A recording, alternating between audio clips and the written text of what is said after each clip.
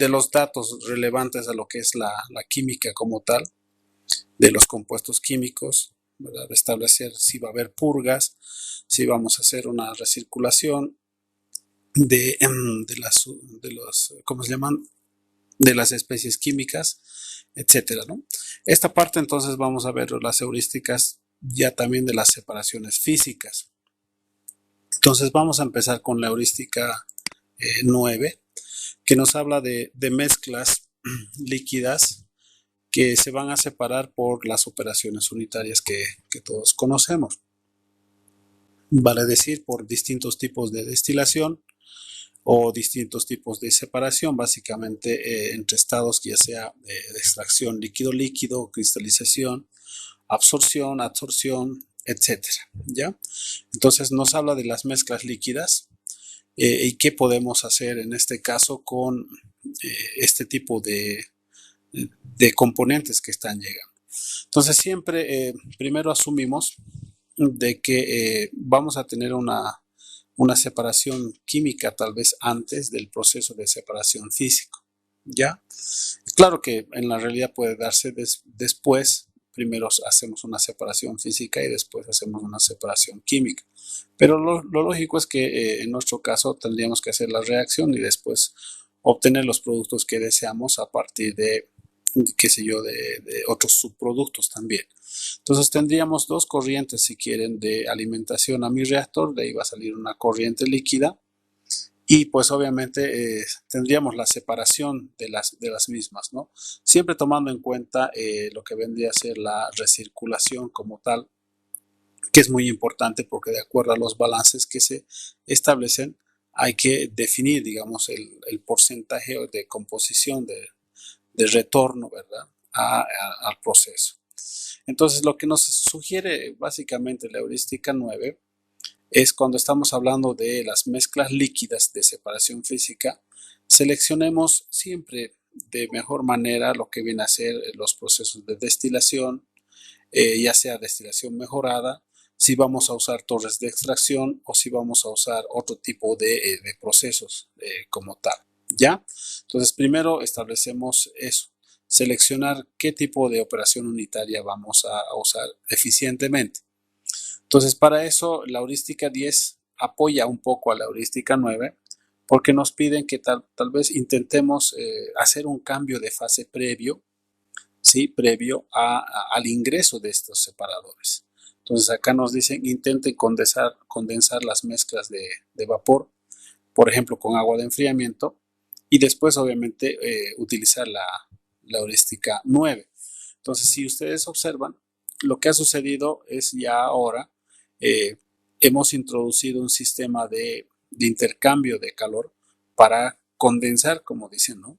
Condensamos esa mezcla de salida del reactor y usamos una etapa de separación de fases, ya sea en líquido o vapor.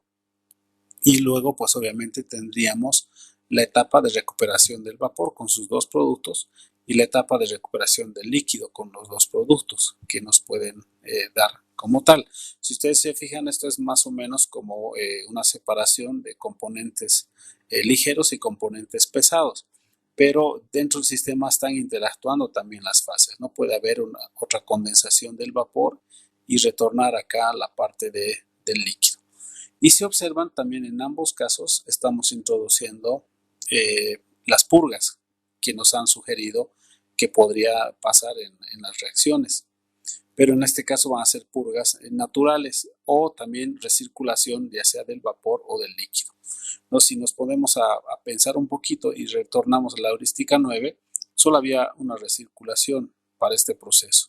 Entonces, la opción de la heurística 9 es tratar de condensar o en algunos casos incluso hasta llegar a hacer el paso inverso, ¿no? de licuar, o perdón, digo, de evaporar los procesos, si es que se va a dar el caso, dependiendo qué es lo que vamos a hacer.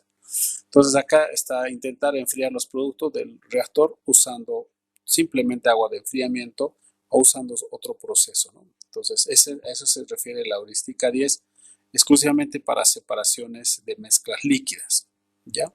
Aquí se tendría que seleccionar entonces la condensación parcial Puede ser una destilación criogénica, puede ser absorción o adsorción o separación también solamente por membrana, tipo filtros para poder separar en este caso los productos. O en el caso líquido, también buscar lo que sería la destilación o destilación mejorada, también para las torres de extracción y las extracciones líquido-líquido. ¿Ya? Entonces ahí nos dan varias pautas para poder insertar en cada uno de estos componentes estas heurísticas, tanto la 9 como la 10. La 10 en realidad es el refuerzo de la heurística 9. Cuando tenemos en este caso mezclas de vapor, ahora ya no de líquidos, la heurística 11 nos sugieren usar condensación parcial o tal vez destilación criogénica para estos casos. En este caso ustedes observen ahora que para esta mezcla de vapor nos vamos a enfocar, si quieren, en la fase de separación después de la condensación, exclusivamente para ver cómo podríamos condensar parcialmente y usar estas opciones de separación, ¿no? Destilación criogénica, destilación en frío si quieren, absorción, adsorción, etc. Entonces aquí nos muestran básicamente el esquema ya de la parte superior en la cual estábamos trabajando, ¿no? Entonces aquí lo que nos sugieren es la combinación de todos los flujos anteriores para poder tener una mejor performance del proceso. Ya hay una parte de recirculación también directa al reactor, no solamente la inicial que teníamos, ¿no? Entonces nos estamos enfocando en la parte superior, si quieren, del separador, pero adjuntando más equipos de separación como tal, ¿ya? Entonces esa es la heurística 11 exclusiva para mezclas de vapor. Estamos viendo mezclas de líquido, mezclas de vapor. Ahora, ¿qué pasa si mis separaciones van a implicar el contenido de sólidos? En este caso, obviamente, se tiene que buscar otra operación unitaria para separar, que puede ser la cristalización. Y en este caso tenemos que tomar en cuenta los tres modos de cristalización que se pueden utilizar. La primera va a ser la solución de cristalización, que se aplica principalmente a todos los productos químicos que son inorgánicos y se trabaja a una temperatura obviamente que tiene que estar por debajo del punto de fusión de los cristales para formar los mismos, ¿no? Entonces en este caso buscamos esos puntos por debajo de eso. La otra tiene que ver con la precipitación básicamente, que se va a referir básicamente al caso de esta separación por la baja solubilidad que se va a obtener cuando reaccione uno de los sólidos, ¿no? Y obviamente la cristalización en fusión, que ya sería el tercer modo, que se va a aplicar principalmente a todos los productos orgánicos, ¿no? Entonces la diferencia es sustancial, ¿no? Solución de cristalización, que es para químicos inorgánicos, y la cristalización en fusión, que es para químicos orgánicos, que van a estar pero siempre en una temperatura entre el punto de fusión. En cambio, la precipitación podríamos decir que es un paso entre ambas, ¿no? Entre lo que es inorgánico y lo que es orgánico, ¿ya? Para ese caso de estos tres modos de cristalización, nos sugieren la heurística 12. Y la heurística 12 nos habla claramente y manifiesta que el cristalizador de productos químicos inorgánicos de cualquier solución acuosa que esté concentrada por enfriamiento, cuando la solubilidad disminuye significativamente con la disminución de la temperatura, utilicemos una cristalización por evaporación, cuando obviamente la solubilidad no va a cambiar significativamente en función a la temperatura. Entonces nos están sugiriendo un tipo de cristalización por evaporación, ¿de acuerdo? Por lo tanto, esa ya es una opción que nos está estableciendo básicamente para el primer modo de cristalización, que serían los productos químicos inorgánicos.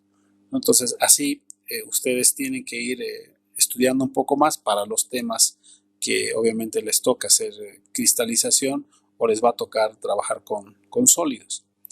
En cambio, la heurística 13 nos habla de controlar la tasa de crecimiento y los tamaños de los cristales, ¿no? Eso también es bien importante porque no se olviden que a veces la cristalización es casi el último proceso en una unidad y obviamente hay que controlar el tamaño de los mismos, ¿no? Entonces esto se controla por la sobresaturación, que es una relación nada más de sobresaturación que va a tener unos rangos de la relación de la concentración de la solución sobre la concentración saturada, y el rango tiene que ir entre 1.02 a 1.05. Entonces ese es el rango, digamos, general que hay que controlar para tener todos esos datos, ¿ya? Entonces las tasas de crecimiento siempre van a estar influenciadas por presencia de impurezas o de algunos otros aditivos que pueden hacer variar la cristalización como tal. Entonces es muy importante verificar esa tasa de crecimiento, como bien nos dice la heurística 13, ¿no? Entonces nos están dando otras opciones para este tipo de separación sólida. Tenemos la otra heurística 14 que nos dice que si se separan productos químicos, esta vez orgánicos, por cristalización, que van a estar en estado del punto de fusión con el enfriamiento, se use cristalización en suspensión. Ya en este caso ya no es con evaporación, sino cristalización en suspensión, y que vaya seguida de la eliminación de cristales por sedimentación, filtración o centrifugación, ¿no? Entonces esa es ya otra opción totalmente distinta, pero para los compuestos orgánicos, ¿no? Entonces hay que aclarar todos esos detalles y ustedes tienen que leer con mejor detalle también, valga la redundancia, cómo van a hacer esa diferenciación. Alternativamente nos dice que se podría usar un cristalizador de capa sobre una superficie que esté enfriada, o que se podría raspar al final la fusión para eliminar a los cristales, ¿no? Ya entraría, digamos, una sugerencia de una separación mecánica de los cristales como tal, ¿no? Entonces, ahí nos están mostrando varias opciones para lo que viene a ser la separación de compuestos líquidos, separación de compuestos gaseosos, ¿no? O mezclas líquidas, mezclas gaseosas, y en el caso de separación sustancias sólidas que estén presentes en las soluciones, que estamos viendo los tres modos de cristalización. No sé si alguien tiene alguna consulta, porque hay varios de sus compañeros que me han manifestado que en realidad sus trabajos también están haciendo mucho con separaciones de sólidos, no solamente tienen unidades de separación por destilación o qué sé yo, por absorción, sino básicamente casi en sus procesos tienen unidades de separación de líquidos, ¿no? O de soluciones donde hay sólidos. Una de ellas puede ser la separación por membranas, ¿no? O filtros. No sé si alguien tiene alguna consulta para ver otro tipo de heurísticas ahora que nos va a servir también para poder manejar estos detalles.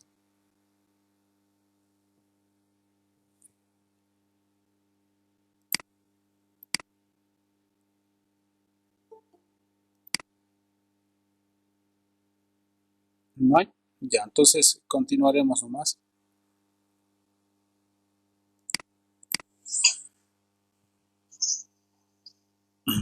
Bien, veamos entonces ahora qué heurísticas nos pueden servir en el caso de tener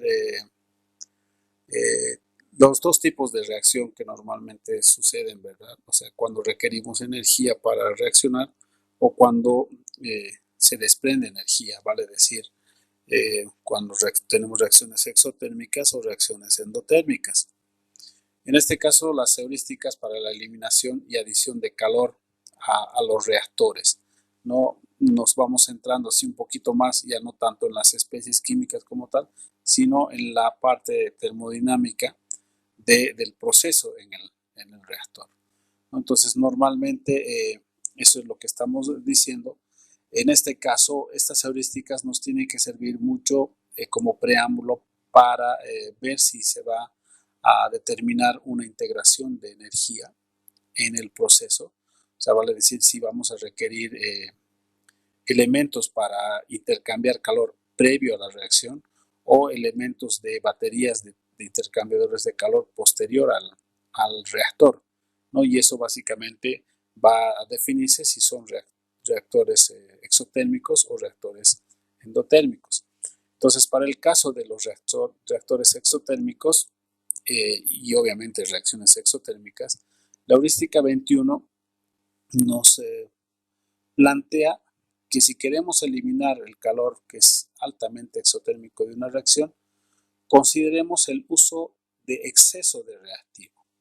O sea, hay que hacer, si quieren, es una especie de recirculación del reactivo de alguna manera para que esto vaya a diluir o perdón, vaya a enfriar, además de poder usar un diluyente inerte o tener otra opción de hacer los disparos en frío que tiene que ver con el uso de intercambiadores de calor muy controlados para que no se, digamos, se tenga tanta pérdida de energía en este tipo de reacción. Eso por una parte. La heurística 22 nos plantea que para calentamientos que sean menos exotérmicos, que no sean ya del grado anterior de la heurística 21, hagamos solamente circular un líquido del reactor o enfriador. Eso es lo que normalmente nos han enseñado de usar una chaqueta térmica, si quieren, ¿no? Para poder controlar la temperatura del reactor, como chaqueta térmica o como quieran, como camisa térmica, o usar si quieren una especie de serpentines de enfriamiento para los dos casos, pero solamente en el segundo caso es cuando la reacción no es tan exotérmica comparando con la anterior. Entonces, para el primer caso que decíamos, para las altamente exotérmicos, que consideremos una recirculación o tomar en cuenta el exceso de reactivo de uno de los reactantes, pero siempre y cuando se lo vaya a enfriar este reactante, ¿no? Entonces ahí nos está mostrando el primer caso, un exceso de reactivo, una recirculación, se vuelve a realimentar, pero siempre con el proceso de enfriamiento. En el segundo caso es la inserción de un diluyente inerte, ¿verdad? Que claramente se ve, no es ni la especie A ni B, sino una especie S, que va a ser un diluyente, pero igual, de todas formas, que tiene que estar establecido en, en un proceso de enfriamiento, porque si no, no tiene mucho sentido dentro de mi reactor. No recuerden que ya el esquema va a ser casi siempre el mismo. Se puede tener aquí también equipos de intercambio de calor, etcétera, para cualquier razón, ¿no? Ya sea para calentar o enfriar, pero obviamente sería siempre para enfriar. Lo que tienen que darse cuenta es de que si yo no estoy usando un intercambiador de calor acá, es porque obviamente necesito sacar de mi separador, ya sea el inerte o el reactivo en exceso, como que tal vez esté saliendo como subproductos. Y los disparos en frío, en realidad, si ustedes observan, tiene que ver primero con la alimentación del otro reactivo que ya va a entrar frío. Entonces, controlar la especie química que va a estar tal vez en exceso en mi reacción, porque no olviden que el que va a determinar el producto va a ser mi reactivo limitante, ya tratar de introducir frío. Entonces, a eso se conoce como los disparos en frío, ir colocando por etapas en el reactor siempre una alimentación casi fresca del reactivo en exceso frío, ¿no? Entonces se van disparando así y se van controlando, si quieren, en este caso, las reacciones que van a ser altamente exotérmicas, ¿ya? Ahora, la que decíamos en el caso de las que no son tan exotérmicas o menos exotérmicas, pues es lo que ya hemos conocido, las chaquetas térmicas representadas por la recirculación, en este caso en el reactor, y establecer el tipo de operación o de proceso que se va a tener, ¿no? O el uso de los intercoolers, ¿no? Los enfriadores, que tiene que ir proceso a proceso dentro del reactor, usar los serpentines o las camisas como tal. Ya, eso tiene que ver entonces con el control de las reacciones exotérmicas en este tipo. Ahora, este es un ejemplo que se da en el diseño de un tipo de reactor para los convertidores de síntesis de amoníaco, que está patentado como la TBVA, donde básicamente se usan, si quieren, los convertidores de síntesis establecidos en los catalizadores. Las partículas que están acá en el reactor, que ustedes saben bien en el diseño del reactor, están establecidos en los tubos, la carga del mismo, ¿ya? Y eso ya tiene que estar frío. En realidad, los tubos como tal en la reacción, dentro del reactor, dentro de los tubos, los catalizadores que están, van a actuar como una especie de serpentín y obviamente van a establecer ya el control térmico de la reacción como tal. De por sí la reacción va a ser exotérmica, pero el catalizador va a actuar como un intercooler, si quieren, dentro de los tubos del reactor, actuando como si fuera serpentines, ¿de acuerdo? Ese ya es, por ejemplo, un diseño muy aplicado, no solamente en este tipo de síntesis, sino también en otros, ¿no? Usar ya el catalizador no solamente como elemento para acelerar la reacción, sino también al mismo tiempo para poder controlar la temperatura. ¿Qué pasa en el caso de los reactores endotérmicos? En realidad, como dicen, se tratan de la misma forma, pero el uso obviamente va a ser inverso, ¿verdad? En este caso va a ser controlar la temperatura de calor que se va a inducir a la reacción, ¿verdad? En este caso se puede usar el exceso de reactivo como diluyente también inerte. En este caso ya no disparos en frío, sino disparos en caliente. Y básicamente los tres procesos que hemos visto, ¿no? El exceso, pero ya calentando, los disparos en frío y obviamente el diluyente inerte, ¿no? En el otro caso, para los que sean menos endotérmicos, también está la misma camisa, serpentín, todo, pero con el control de la temperatura básica idénticamente que a los reactores exotérmicos, ¿no? Entonces aquí no hay donde perderse, es una decisión que nosotros tomamos y adoptamos finalmente si vamos a trabajar con la heurística 23 o la heurística 24. Entonces en ambos casos, si digamos yo voy a trabajar con la heurística 23, por dar una idea, entonces significa que cuando yo esté haciendo mi proceso, por ejemplo, ¿no? Antes de ingresar a mi reactor, que va a ser, por decir, un reactor tubular, ¿sí? Si va a ser para poder calentar, obviamente ya puedo estar insertando en este caso, por ejemplo, podría ser, qué sé yo, un horno reformador que se va a calentar para que ingrese a mi reactor, ¿verdad? Requiero que mi reacción sea, obviamente, endotérmica, se va a inducir a la misma y puede ser que en algunos casos se requiera incluso una combinación de ambas heurísticas. Eso cada proceso tiene que determinar. Me explico, entonces, que puede ser que exista el proceso básico de reflujo en la reacción. Entonces, ustedes pondrán que se está usando la heurística 23 acá previo a la reacción porque estoy calentando mis reactivos, mis especies químicas que van a ingresar y también estoy usando la heurística ya 24 en el reactor como tal, ¿verdad?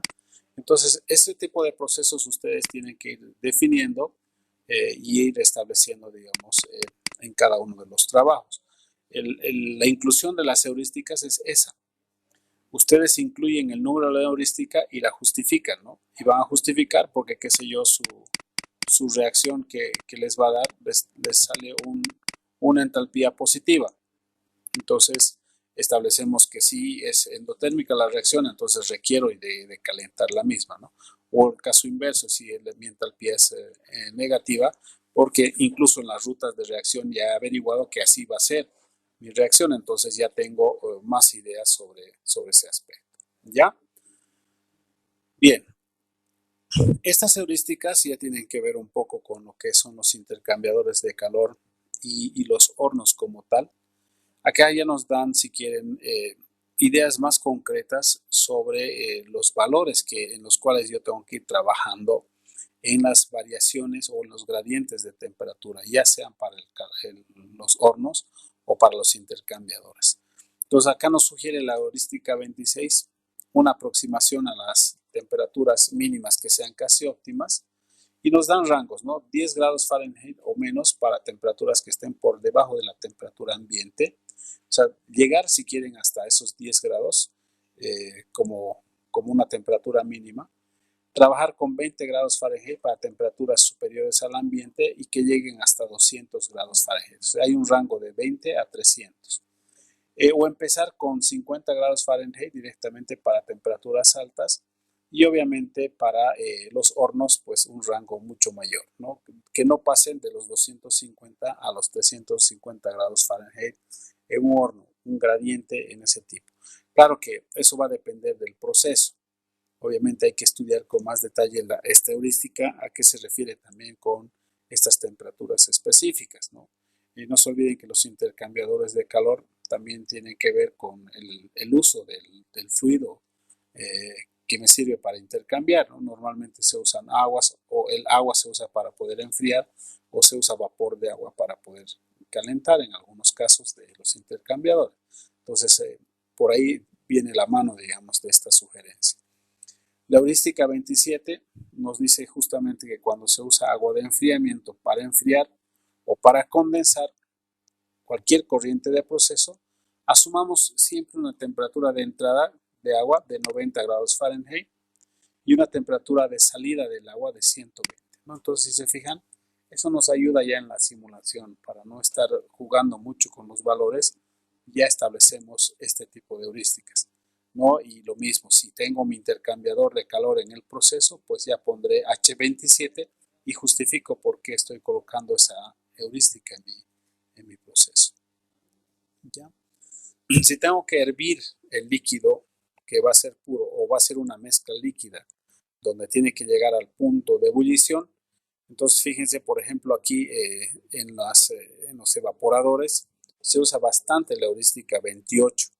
¿Por qué? Porque no se olviden que un evaporador cuando queremos concentrar cierta solución tenemos que llegar al punto de ebullición, pero recuerden que el punto de ebullición va a ser una relación, digamos, directa con la presión del sistema, ¿no? Mientras la presión sea al vacío, el punto de ebullición va a disminuir.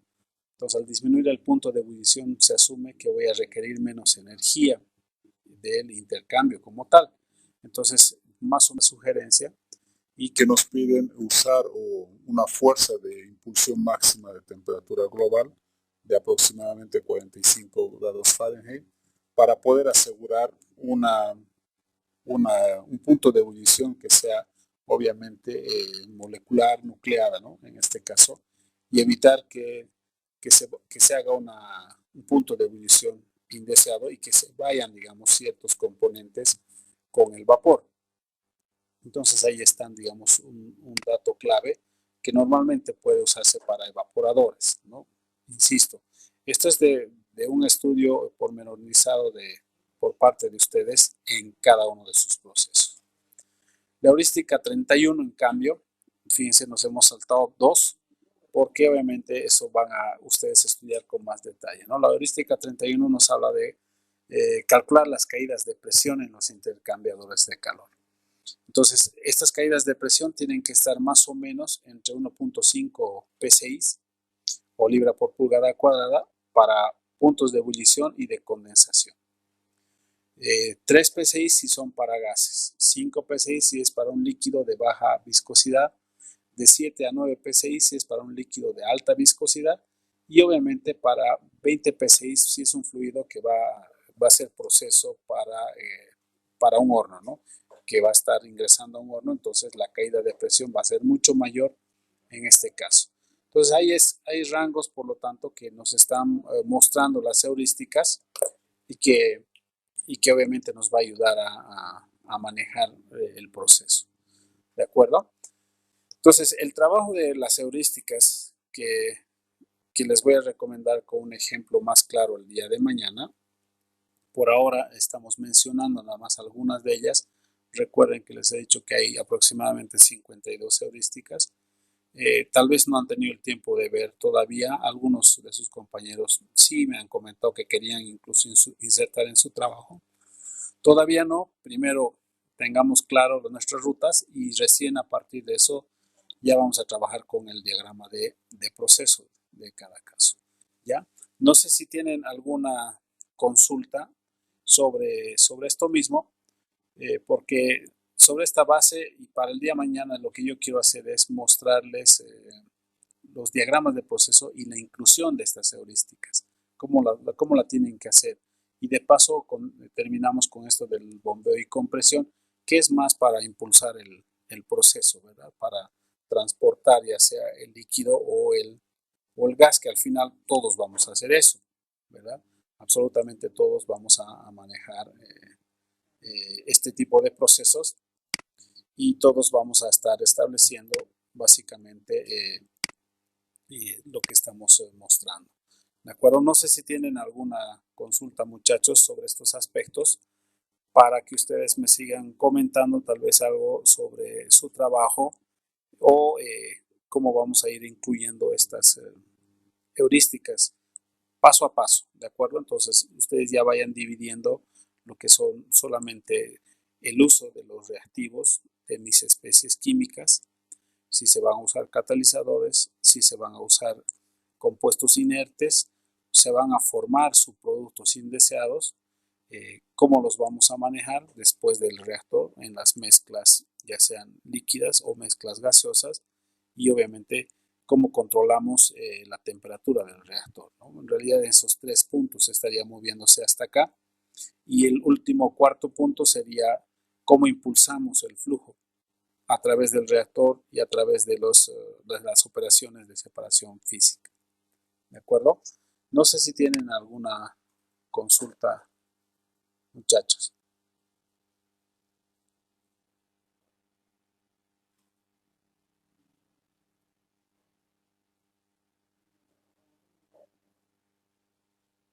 ¿Se ha podido observar, muchachos? Porque aquí veo algunos comentarios. Se ha podido observar la presentación. De todas formas, insisto, esto lo voy a grabar y voy a colgar también ahora. Esto está grabándose en este instante. Solo tuve problemas al inicio porque se saturó un poco con la llegada de muchos de sus compañeros que se atrasaron. Ya les vuelvo a insistir, por favor, traten de ingresar en hora. Estoy dando un tiempito de retraso si quieren, por el hecho de que estamos usando una plataforma gratuita y se satura muy rápido. Entonces hay ese riesgo, ¿no? Incluso hasta puede haber un riesgo de hackeo, pero ni modo, hay que estar, digamos, dispuestos a esto nada más.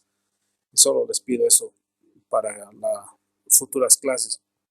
No sé si hay preguntas, muchachos.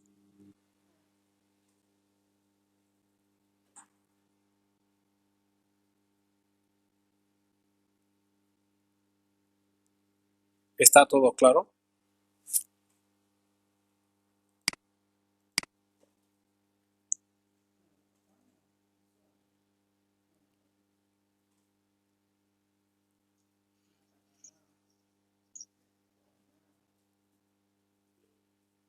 Ya, Víctor.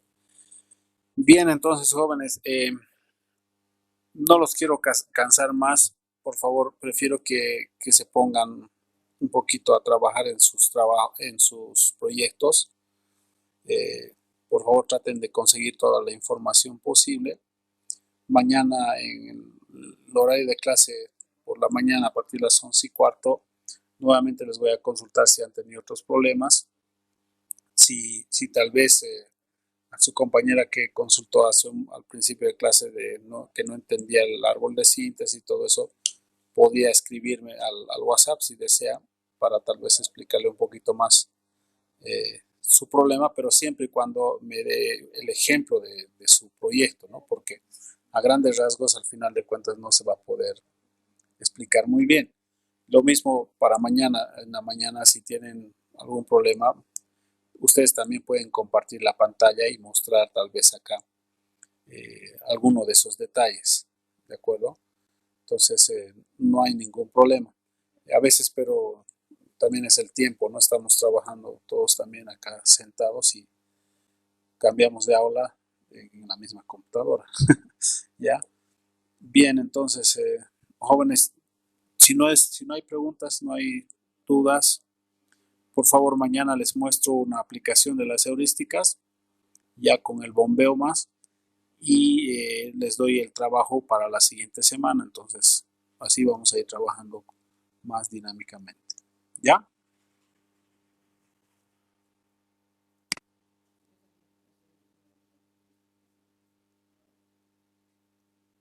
Bien, les recalco, a ver, para los que recién me preguntan, les he enviado un formato, no quiero decir base, sino es un ejemplo, donde su proyecto, que tiene obviamente el título, tiene qué van a producir, ustedes tienen que investigar los antecedentes de ese producto, tienen que hacer una introducción a su proyecto, tienen que definir los objetivos y tratar de buscar la información base de mercado, ¿no? O sea, dónde se vende o en qué se consume ese producto, o Bolivia si importa ese producto o podría exportar tal vez, y obviamente definir si ese producto y mis materias primas son, digamos, compuestos tóxicos o si son inflamables, y por lo tanto voy a mostrar eso con mi hoja de seguridad.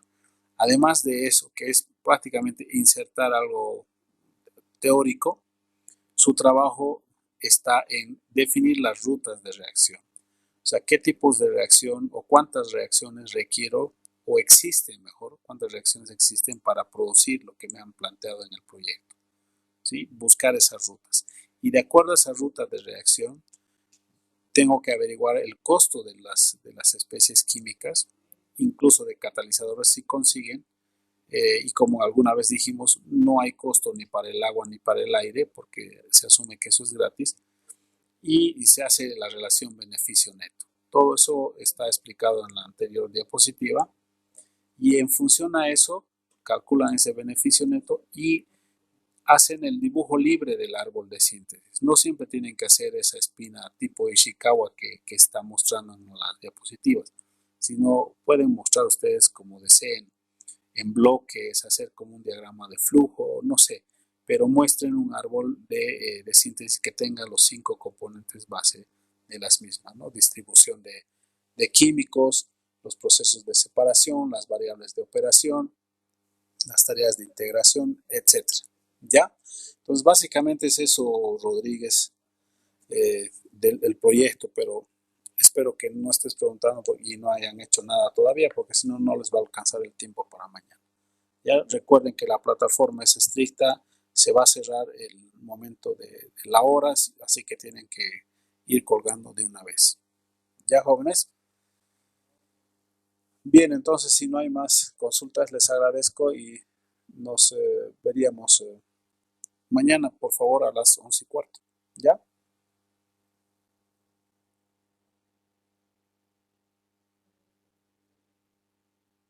Listo. Buenas noches entonces, jóvenes. Cuídense. Hasta mañana.